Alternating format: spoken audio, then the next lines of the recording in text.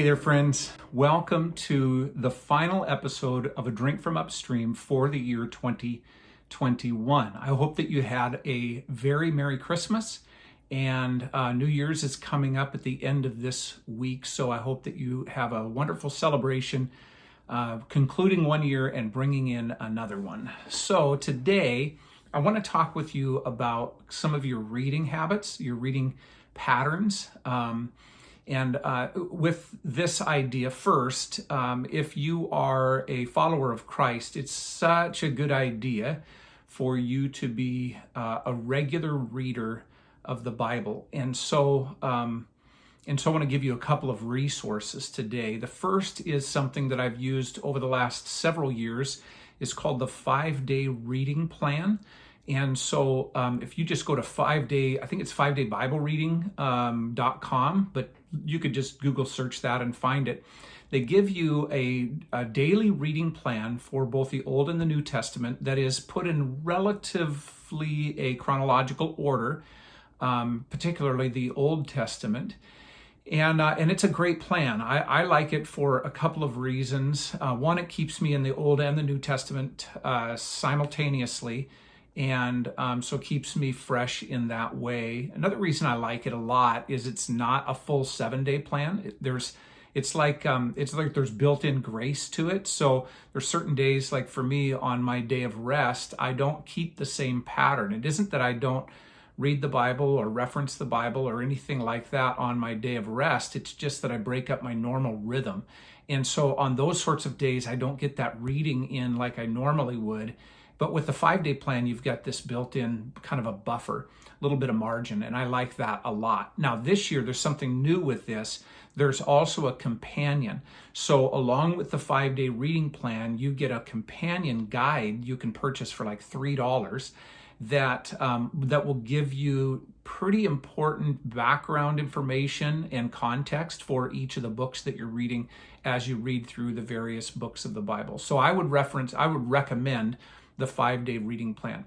The other recommendation that I have for Scripture is the Read Scripture app. Now, this is put out by the Bible Project, which I love the Bible Project. If you've not been to their website, you could get yourself lost for a long time watching the videos.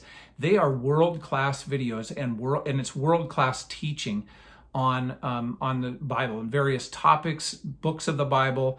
It is just such a great project that they've put together. And one thing that I do love about it, it is a product of Western Seminary where I went to seminary. So I love that a lot. But it is a tremendous tool.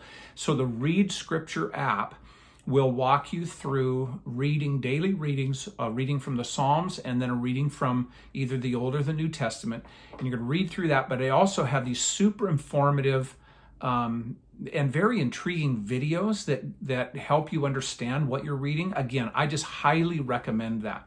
Now, I'm going to make a couple of other recommendations for just general reading because I think we should just be readers, and that would go for all people. But a couple of books that I read. Now, I've been out of my rhythm recently with the holidays and all that, so I've been doing some extra reading that I haven't that I don't normally get to do. And I read this Brave New World by Aldous Huxley.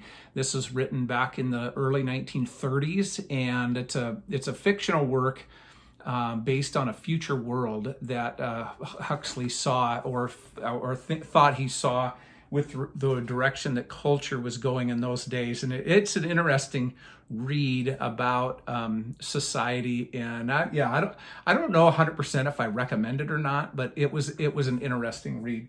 Here's another book that I read this last week is Why I'm Not a Calvinist. And Jerry Walls and Joseph Dongle wrote this, and they are both scholars. One's a PhD in theology, the other's a PhD or a DMin in psychology, I think, or philosophy. I think it's philosophy.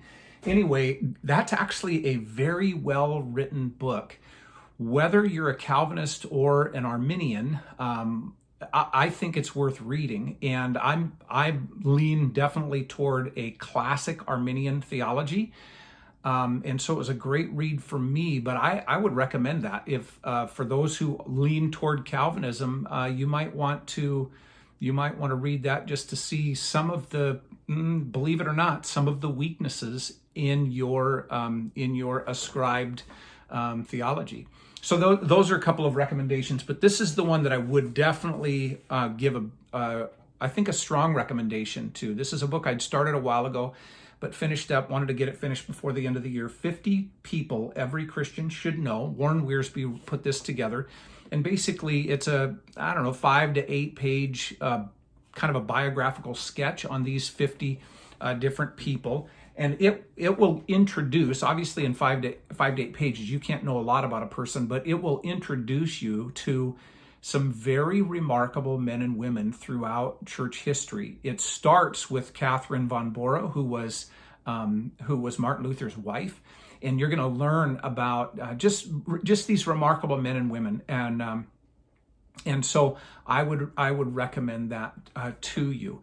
Now, the other reason, not just to be introduced to these kind of remarkable men and women throughout church history, but also it will kind of introduce or reintroduce to you a version of faithfulness to God that I think needs to be revived in our day. These people had a different view in some ways of what it meant to be faithful to God, and so I think that's a view that we need to see today in our day, and I think you'll enjoy the read. The other reason I would would recommend this is because it will introduce to you a myriad of literature that could keep your reading list for the rest of your life. Because one of the reasons Wiersbe wrote this was to make recommendations on many of these men and women were authors themselves, and so you're introduced to a line of writings that you're not going to find on most reading lists in today's day. So I've populated my reading list with several books recommended out of that, and so that will be hopefully very helpful to you. Now, that's it. I want to wish you a happy new year, and God bless you. Thanks for joining me for this episode of A Drink from Upstream.